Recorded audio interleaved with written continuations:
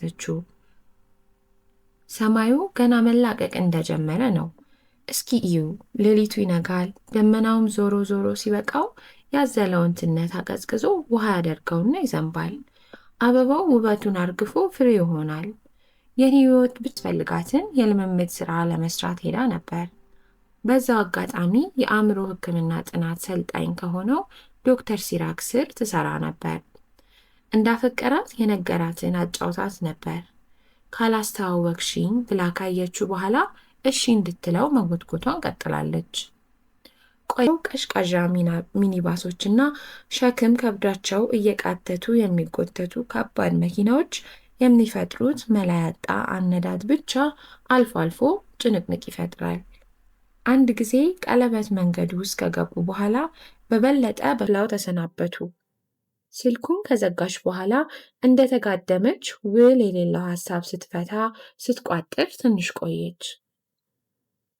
እንደምንም አቅሟን ሰብስባ ከተጋደመችበት ብድግ አለችና ከቁም ሳጥኑ ውስጥ የምትቀይረው ዛሬ ከምናወራው ሀሳብ አንጻር ጭንቀት የምንለው ውጥረት ያለበት በጊዜው በእውኑ ዓለም ከተፈጠረ ክስተት ጋር ቀጥተኛ ዝምድና የሌለው ወይም ከእውነታው ጋር ያልተመጣጠንና የተጋነነ የፍርሃት ስሜትን ነው። ፍርሃት በምንልበት ጊዜ ግን በየዕለቱ ኑሯችን ላሉ በእውኑ ዓለም አስፈሪ ለሆኑ ሁኔታዎችና አጋጣሚዎች የምናሳየው ስሜት ስለሆነ ብዙ አሻሚ ላይሆን ይችላል። ለምሳሌ ብቻሽን ሆነሽ አውሬ ቢመጣብሽ፣ ፎቅ ላይ ሆነሽ እሳት ቢነሳ፣ እሱን እያነቃቃ እጁን አጣምሮ ወደ ኋላ ደገፍ ብሎ ተቀመጠና ዝም አለ። ጥሩ፣ በጣም ግልጽ ነው ዶክተር።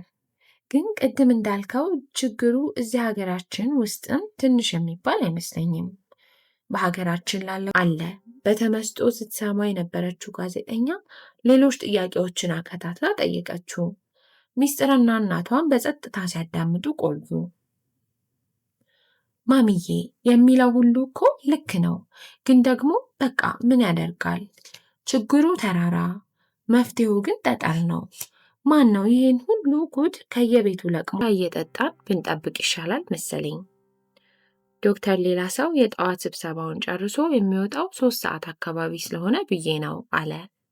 ተከታትለው ከሆስፒታሉ ጎን መግቢያ አንጻር ከፊት ለፊት ከመንገዱ ዳር ወዳለችው ካፌ አመሩ።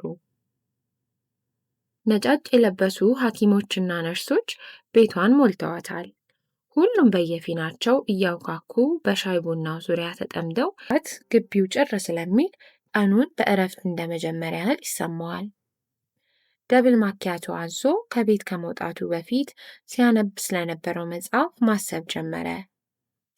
ሌሊት ላይ ያለ